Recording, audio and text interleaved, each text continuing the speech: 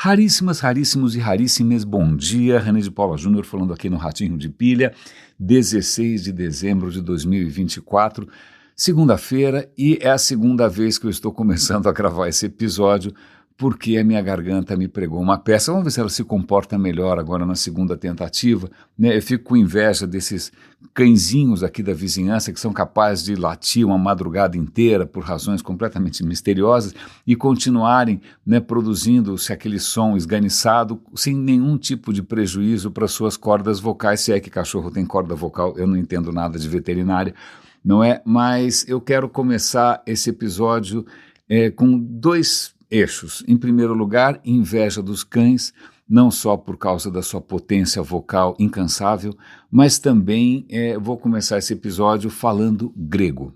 Não, eu não falo grego, não vou fingir que eu falo grego, né? Eu adoraria falar grego, ler grego, pelo menos isso, né? Ler latim, adoraria, tenho uma curiosidade infinita por línguas clássicas, línguas atuais, mas eu vou começar por uma palavra grega, que já compareceu aqui no Radinho, certamente pelo menos uma vez, né? Se você já leu Foucault, você já deve ter passado por ela também. Se você é um grande fã das filosofias gregas, você deve ter se deparado com ela também. A palavra é parresia. Parresia. O que significa parresia? Então, vamos primeiro falar aqui dos cínicos. Não, eu sei que cínico hoje é pejorativo, né? Quando se diz que alguém é cínico, você está dizendo que o cara é meio azedo, meio amargo, ele está trazendo à tona as piores coisas possíveis e imagináveis, ele é incapaz de ver alegrias, né? Mas na verdade isso é injusto. Vamos aqui corrigir essa injustiça, porque cínicos é um nome dado a alguns filósofos da Grécia Clássica, né? Um deles é Diógenes. Eu realmente não sabia muito sobre Diógenes, sabia só alguma coisa que eu devo ter visto na escola, que era o cara que saía, ou na escola ou em casa, sei lá eu, que era o cara que saía pela noite de Atenas segurando uma lanterna, dizendo que ele estava à procura de um homem honesto e nunca encontrou. Não é? Mas imaginei que fosse alguém que morasse em Brasília, sei lá, não sei, alguma coisa parecida, né? E também Epiteto, sobre quem eu não sei absolutamente nada, porque eu sou o primeiro aqui a confessar a superficialidade dos meus conhecimentos. Pois bem, filósofos cínicos. Da onde vem a palavra cínico? Isso é muito interessante, vai dar um pouco mais de sentido à abertura desse episódio. Cínico, a palavra cínico vem do grego cão, cachorro. É porque esses filósofos eram chamados, ou se identificavam com cachorros, com cãezinhos, porque eles abanavam o rabo para qualquer um, porque eles viviam no colo de madames, porque eles passeavam no shopping num carrinho de bebê, porque eles mordiam a perna do carteiro. Não. É completamente diferente. Atenas, naquele momento, era uma cidade já bastante sofisticada, com, né, grandes questões políticas, tramóias, lutas pelo poder, pela riqueza, pelo status, né, uma série já dava para uma boa série do Netflix, várias novelas ao mesmo tempo ali, né? E o que esses filósofos diziam, eu falei, olha, isso tudo é uma tolice, né? Vocês estão se afastando da verdadeira felicidade. Se você quiser ser feliz ou levar uma vida plena e, sobretudo, levar uma vida virtuosa, você tem que abrir mão dessas coisas que são falsas. O que é falso? O status é uma falsidade, o luxo, o consumo, a política, o poder, né? Vocês estão se afastando daquilo que está aí. Qualquer cachorro demonstra, né, a liberdade de um cão, né, a autonomia de um cão. O que um cão tem? Nada. Mas ele é feliz, ele vive em contato com a natureza, ele é capaz de tudo o que ele precisa. Então, isso é um estado de plenitude perfeitamente acessível a humanos que queiram abrir mão de toda essa bananada, que é preocupações sociais de todo tipo, né, bullshitagem de todas as modalidades e cores. Então, eles pregavam esse tipo de retorno a uma vida mais natural, mais simples, né, mais virtuosa. Acho que a palavra virtuosa aqui é bastante importante. Aliás, é legal a gente tentar separar um pouco a questão de virtude da questão de moral. Moral a gente sempre associa, talvez, à questão cristã. a judaico-cristã pelo menos, né, mas uma vida virtuosa é uma vida de simplicidade. Não tem acho que até uma história de que o Diógenes tinha pouquíssimas posses, né, ele tinha ali uns panos para se vestir, ele vivia dentro de uma jarra, sei lá, de um vaso quebrado na rua, ele era praticamente um mendigo, não é? E ele tinha uma cuia para poder beber água, e um dia ele viu na beira do rio, uma criança fazendo uma cuia com as próprias mãos, né, juntando as mãos em forma de cuia, bebendo água, e falou, olha, eu preciso de menos ainda, então jogou fora a cuia. Né? Então, aí não era só uma questão de levar essa vida bastante despojada, com muito desapego, mas eles também peitavam a cultura dominante, eles interpelavam as pessoas, eles questionavam, né, o que eles achavam que era uma hipocrisia ou que era uma absoluta bobagem. Então eles se reservavam, né, esse direito de fala, por assim dizer, de falar o que eles achavam que era a verdade, de achar aquilo que deveria ser dito, né, sem ter medo, sem ter nenhuma consideração outra que não fosse a busca pela verdade. Essa história de falar o que é verdadeiro é chamado de parresia. Parresia vem do grego pan, que quer dizer tudo, e do resto que eu não sei o que é, mas que quer dizer falar. Então, é falar tudo, falar sem nenhum tipo de restrição, sem nenhum tipo de pecha, não é? E aí, o que é mais interessante dessa história, eu acabei de puxar uma prosa aqui com o nosso amigo ChatGPT, e vamos ver o que ele tem a dizer a respeito. Eu falei, o que você pode me contar a respeito do conceito grego de parresia? Olha, franqueza em primeiro lugar, falar a verdade, né, e tem um certo risco, e você tem uma compulsão moral, você se sente num dever moral, né, de falar a verdade, ela tem que ser dita, né, e normalmente isso tem alguma dinâmica de poder, você vai desafiar as autoridades. Certo? Certo. Muito bacana essa questão do cinismo. Eu gosto de imaginar que um dos eixos do radinho é justamente a parresia, né? O que a gente está colocando aqui não tem nenhuma consideração secundária, não tem nenhuma agenda esquisita, não estamos puxando o saco de ninguém, né? A gente está simplesmente em busca daquilo que do que eu acho que merece ser dito, não é sem nenhum tipo de receio, sem nenhum, às vezes até eu estou tentando ser cuidadoso, mas muitas vezes eu acabo me excedendo, né? Peço desculpa sempre, mas é um eixo, eu acho que essa é uma coisa nobre, tá aí uma coisa que era possível num certo momento na Grécia Antiga, né? Sem que você fosse queimado na fogueira, sem que você fosse, sei lá, decepado, e várias coisas que já aconteceram algum tempo depois, sobretudo desde o predomínio de uma certa narrativa. Né? A gente já chega nesse ponto. Mas o que é muito interessante da questão de parresia e do cinismo é que depois eu comecei a conversar aqui com o ChatGPT, eu vou passar o link para essa conversa com o ChatGPT. Eu falei, olha que engraçado, porque essa história de falar a real, entre aspas, é o argumento que muitos bolsonaristas têm. Olha, o Bolsonaro fala a real, o Trump fala a real, ele fala aquilo que ninguém tem coragem de dizer. E eu perguntei para o ChatGPT qual é a diferença entre o conceito grego de parresia e a bullshitagem do Trump. Né? Ele falou, olha, você tem razão, esse é um bom ponto, né? Esse conceito, ou pelo menos essa impressão, olha a minha garganta aqui já tentando me puxar o tapete, né? Passar essa impressão de franqueza é um dos pontos desses demagogos, né? Esses novos populistas. Então ele listou aqui de que maneira isso parece, o Trump, o Bolsonaro falando aquelas tijoladas, aquelas bananadas, parece parresia. É uma franqueza aparente, um aparente desafio das estruturas de poder, um aparente risco pessoal, né? E, sobretudo nesse caso, é falar o que as pessoas querem ouvir. Né? Você está sendo porta-voz dos piores preconceitos, dos piores medos, dos piores ódios possíveis e imagináveis. Mas qual é a diferença da bullshitagem ou desse populismo do Trump, do Bolsonaro, até do Lula, também tanto faz, é que parresia tinha um compromisso com a verdade, tinha uma responsabilidade ética e se preocupava, sobretudo, com as consequências para os outros. Você está tentando justamente fazer com que a humanidade tenha... E aí eu vou dar o link aqui, né, tenha uma vida mais autêntica, uma vida menos presa a fantasmas, etc, etc, etc. Eu vou dar o link aqui para vocês darem uma olhada. Como sempre, o link está na descrição do episódio, não importa em que plataforma que você ouça. O radinhodepilha.com é o destino de qualquer dúvida que você tenha, porque lá tem busca, estão todos os episódios, desde, sei lá, faz 8 anos, vai fazer 9 anos já, tem os 1000, sei lá quantos episódios que o Radinho já tem, quase 2000. Está tudo lá no radinhodepilha.com. A gente tem um canal no Telegram, a gente tem um canal no WhatsApp, aqui na descrição do episódio tem link para essas coisas todas, né?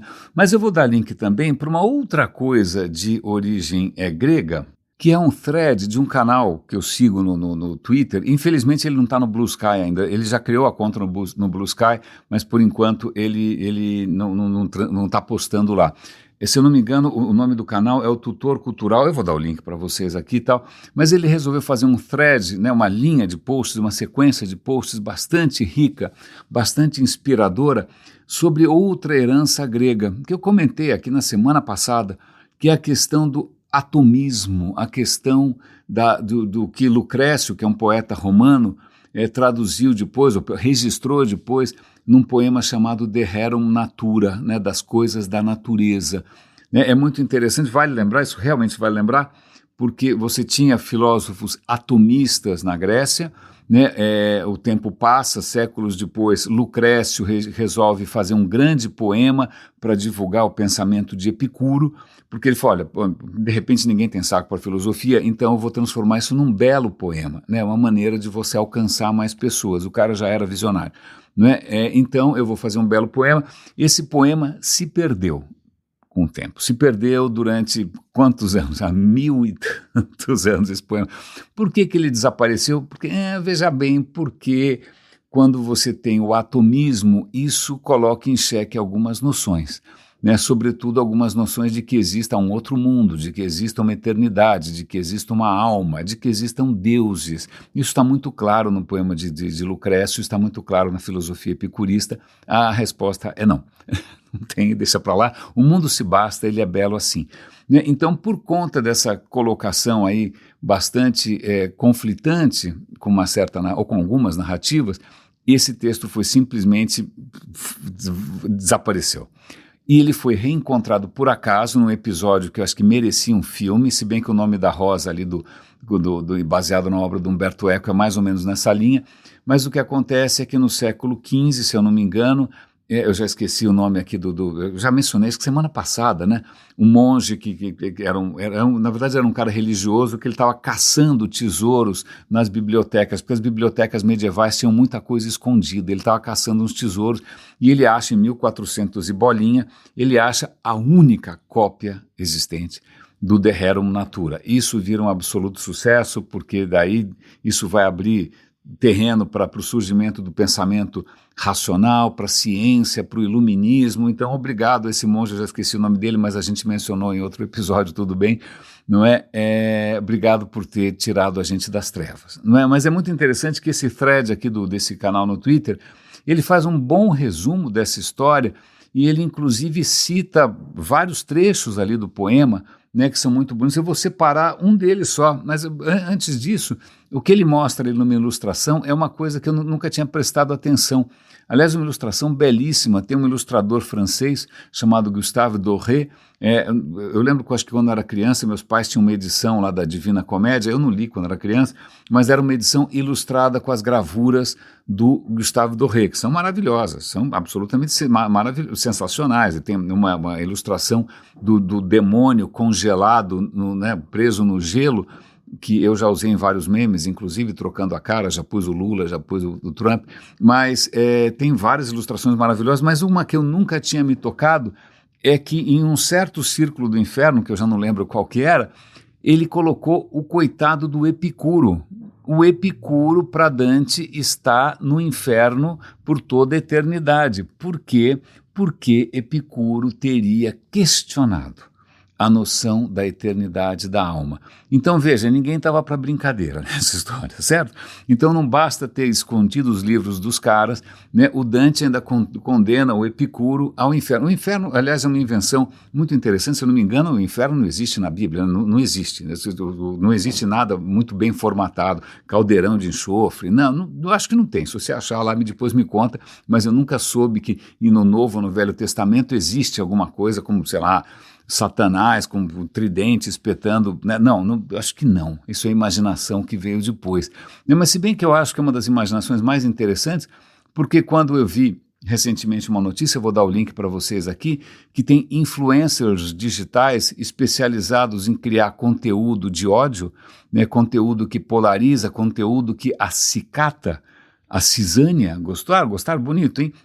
O que joga lenha na fogueira, por assim dizer. A primeira coisa que eu pensei, esses caras deviam estar no inferno, né? O inferno, que obviamente não existe, devia ser inventado só para essas pessoas que tornam a nossa vida literalmente infernal. Mas voltando aqui para os nossos gregos e latinos, né? Pois bem, o Dante colocou o coitado do Epicuro no inferno justamente por ter colocado em xeque essas noções de uma certa narrativa judaico-cristã, certo? Certo.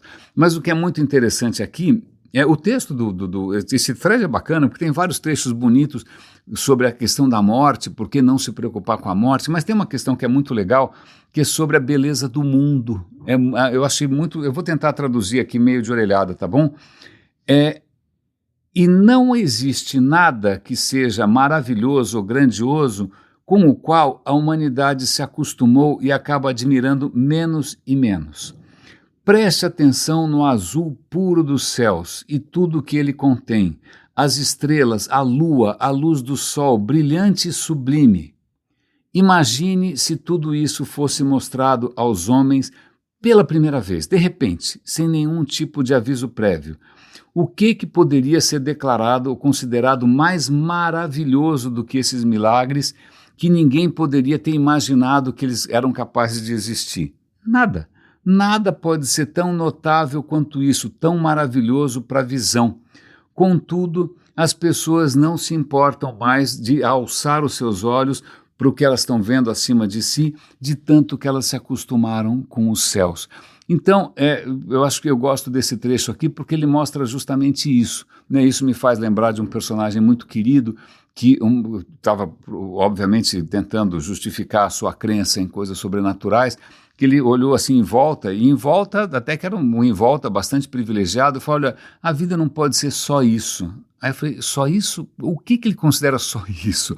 Mas é isso, a gente se acostuma, a gente não presta atenção na absoluta maravilha que é a vida orgânica à nossa volta. Né? Muitas dessas narrativas, elas têm mesmo na filosofia grega, Platão também não dava a menor bola para o mundo, né? Achava que esse mundo era um perrengue, esse mundo era uma coisa meio xing-ling, meio sem nenhum tipo de controle de qualidade, era uma cópia barata da eternidade das formas. Então, veja, não é só uma questão, não estou pegando pé em alguma crença ou outra, mas é uma certa linha de pensamento, não é nem de pensamento, acho que de estilo de vida, né, que tem horror da vida, que tem horror do mundo, né, ao invés de olhar em volta e falar, cara, que coisa espetacular, como é que há alguns bilhões de anos nesse planeta aqui, né, moléculas começaram a se reproduzir por conta própria e deu no que deu, e você é feito de aminoácidos como o pernilongo é feito dos mesmos aminoácidos, afinal o alfabeto da vida é feito de 20 e poucos aminoácidos, todas as proteínas do seu corpo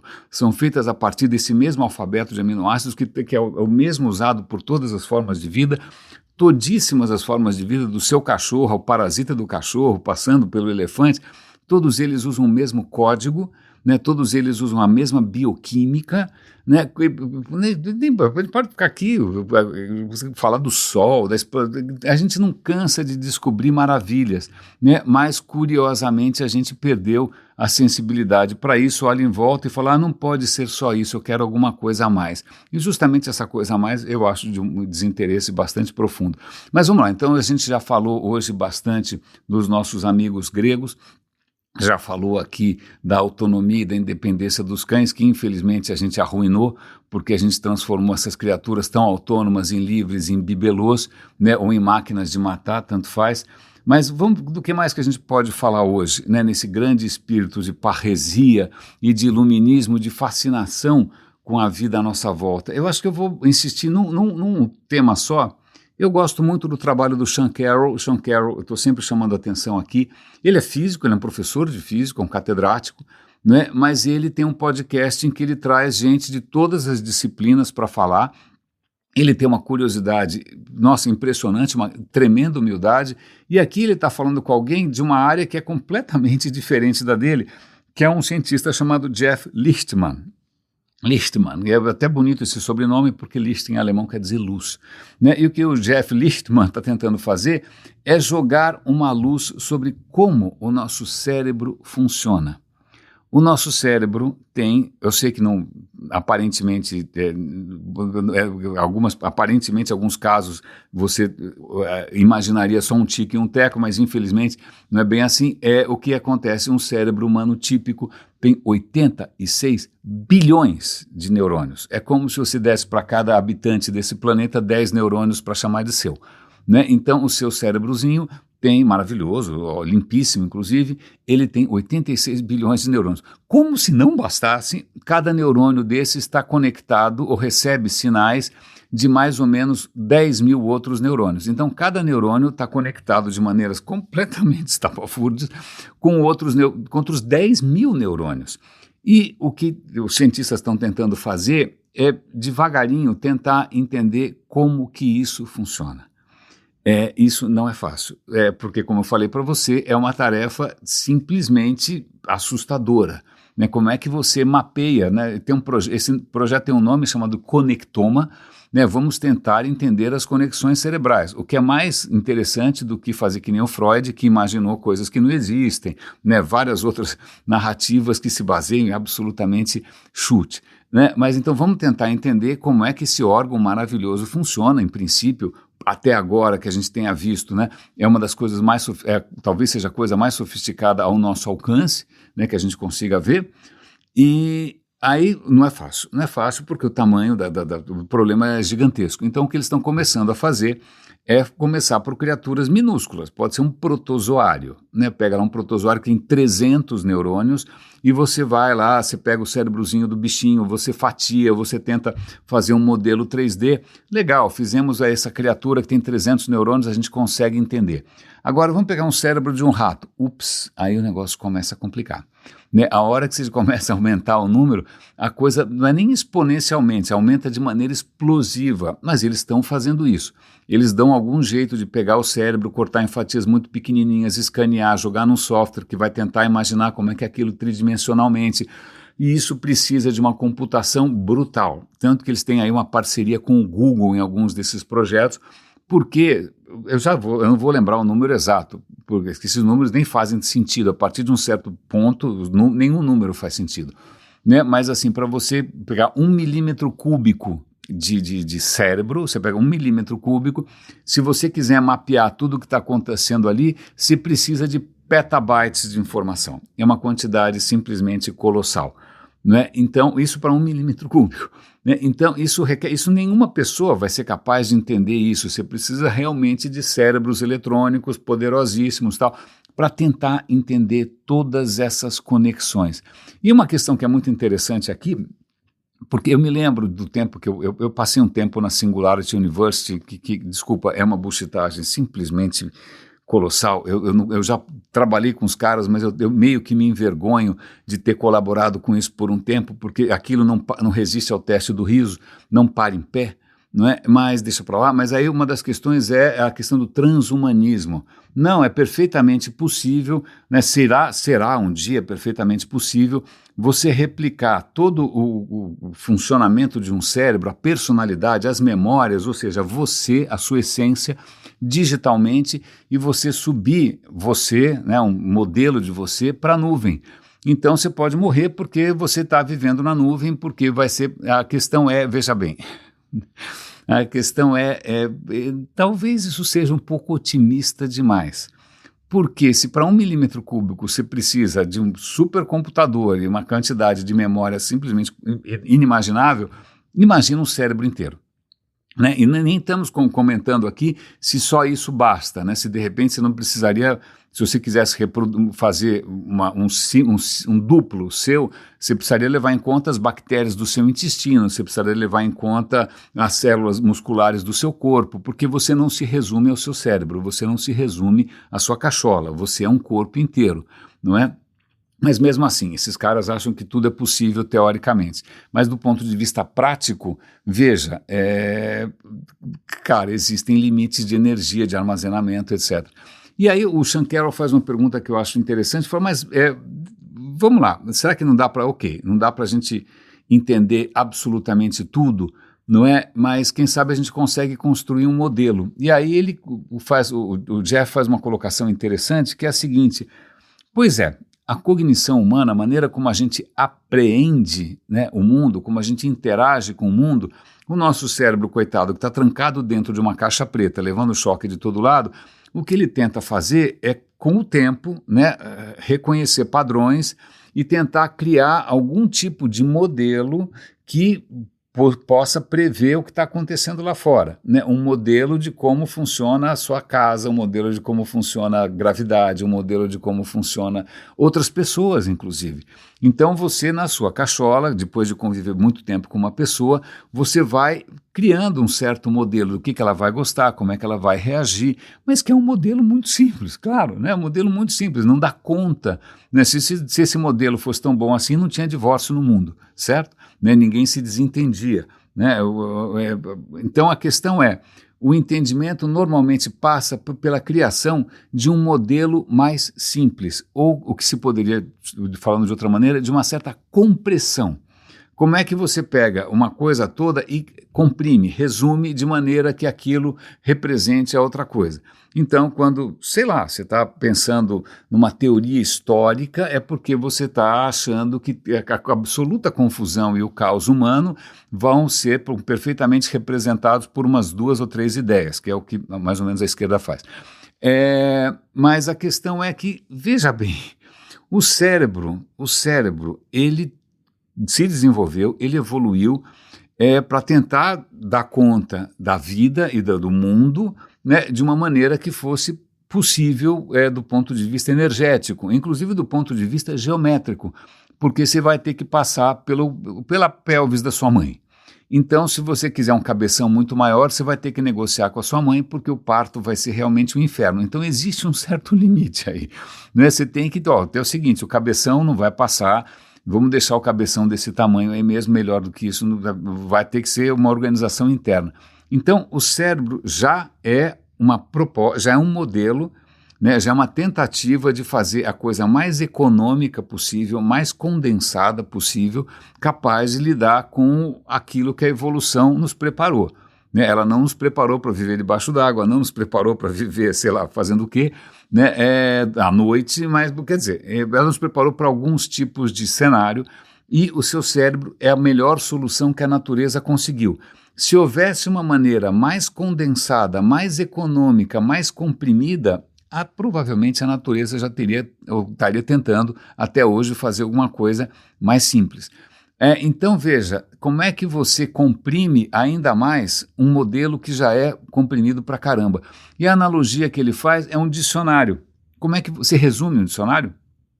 Não, porque o propósito do dicionário é justamente ele conter tudo, todas as palavras, né, de uma língua. Então, se você comprimir, você vai ter que abrir mão de algumas coisas. Não é? Como é que você faz? Olha, eu vou pegar o dicionário condensado da língua portuguesa em 100 páginas.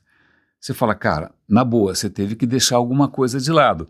Porque isso não é pode ser as palavras mais frequentes, as palavras mais interessantes, né? Mas um dicionário você não consegue comprimir, você não consegue fazer, ele já é a versão mais condensada possível. Então, o nosso cérebro também talvez apresente o mesmo tipo de desafio, né? E aí tem uma questão curiosa que também é uma questão linguística, né? Quando você pergunta, você vai ser capaz de entender o comportamento humano se você conseguir mapear tudo? Ele fala, olha, vamos primeiro definir a palavra entender. Né? Eu posso ser capaz de mapear absolutamente tudo. Vamos imaginar que seja possível, tecnicamente, né? Vai requerer recursos extraordinários, mas vamos supor que a gente consiga mapear todas as conexões de um cérebro, que já é uma coisa de louco. Né? Mas isso não quer dizer que a gente entenda como é que você, quando eu falo maçã, você pensa numa coisa vermelha. Né? Tem a consciência ainda também é uma coisa que a gente nem sabe muito por onde começar. A gente consegue, quando, sei lá, se eu falo maçã, dá para mapear quais são as partes do seu cérebro que acendem. A gente consegue ver isso. Quando eu falo banana, é outra parte, outras células do cérebro que acendem e apagam. Mas é como isso tudo interage para construir a sensação de uma maçã. Isso ainda são outros 500. E eu gostei dessa questão de chamar a atenção para a linguística, porque ele acabou fazendo um paralelo que para o Sean Carroll é bastante familiar, que é com a questão da física, né? Você falou, olha, um fóton, né, que é a partícula da luz, é uma partícula ou é uma onda?